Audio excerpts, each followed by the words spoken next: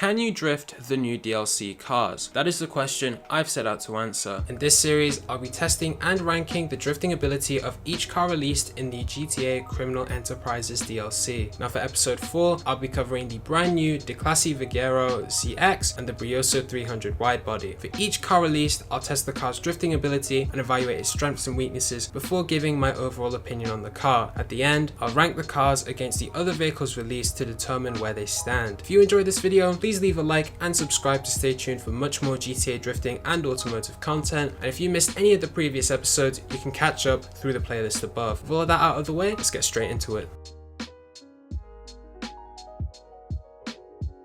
The Vigero ZX is probably one of the most anticipated cars for a GTA DLC ever, and as you probably know, it has a ton of strengths that help to make it a competitive car for racing. But for drifting, it's a little bit of a harder story to tell. Now, like most cars in the class, it's rear-wheel drive and has a ton of power, which means that it has some great oversteer, and as well as that, this car in particular, it really shines with that acceleration. It's really quick and pretty responsive with that as well. Now, this acceleration means that throttle control is going to be very important to keep an eye on as you're drifting. It can really surprise you with just how quickly this thing moves, and due to its high power, you already know this thing has a very strong and consistent clutch kick, which on paper should make for decent control of the car during drifts. However, this car does still have a few flaws. The high power, the quick acceleration, paired with its somewhat twitchy handling, does serve to make controlling the car a little bit difficult, but as we know, a difficult to control drift car doesn't always mean a bad drift car. Continuing on to the flaws with this car, there are a few things that really impact this car's ability to drift. First up, it tends to grip up quite a lot and sort of straighten out in the middle of your drifts, which is a problem faced by quite a few muscle cars like the Redwood Gauntlet, and it massively reduces its capability to drift at those higher speeds. As well as that, the car can feel quite sluggish and heavy in the corners, so you do have to rely quite a lot on your counter steering, and sometimes you really need to throw the car into the corner to be able to get that angle you want. All paired with the fact that its handling is pretty erratic, makes it very difficult to hold a decent line at those higher speeds, and it means that smooth transitions between drifts are pretty difficult to pull off. Now all of this means that the car is best suited to drifting at those slower to moderate speeds where it can more comfortably hold those longer slides, but it can be quite challenging to get a lot of angle coming into the corner without spinning out. Overall, the Vigero ZX is capable of drifting, but its potential as a drift car is massively limited by a number of flaws, mostly based around how controllable it is. For lower speeds, it can be a decent pick, but compared to some of the other vehicles released in this DLC, its performance somewhat falls flat.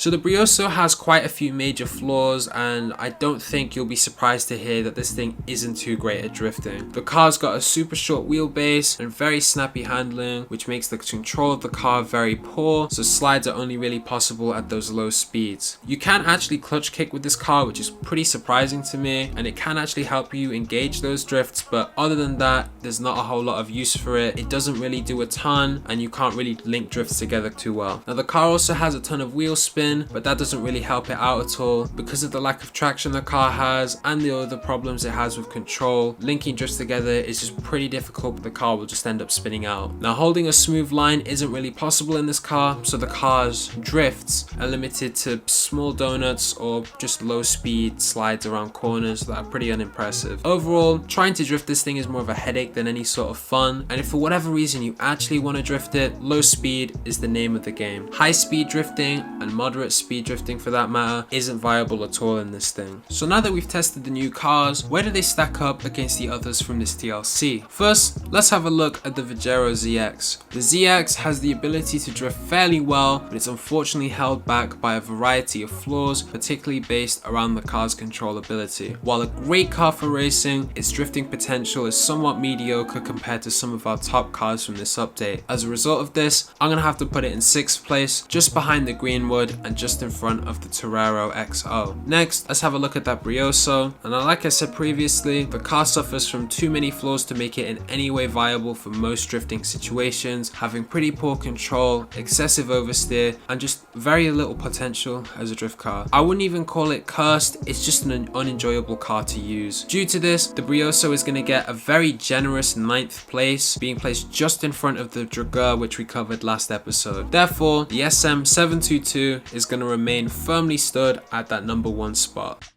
Make sure to comment your thoughts on the new cars, and if you'd like to find out what the best cars in all of GTA are to drift, click this video here. Don't forget to leave a like and subscribe if you enjoyed, so you can stay tuned to much more GTA drifting content. Thank you all very much for watching, and have a wonderful rest of your day.